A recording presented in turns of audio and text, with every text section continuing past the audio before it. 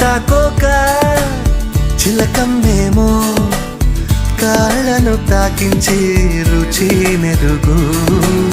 ప్రేమించేటి ఈ మనిషేమో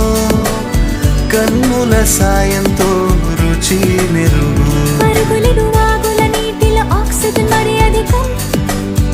పాడుతున్న పరువపు మనసుల ఆశలు మరి అధికం ఆశవే రావా ఆయువే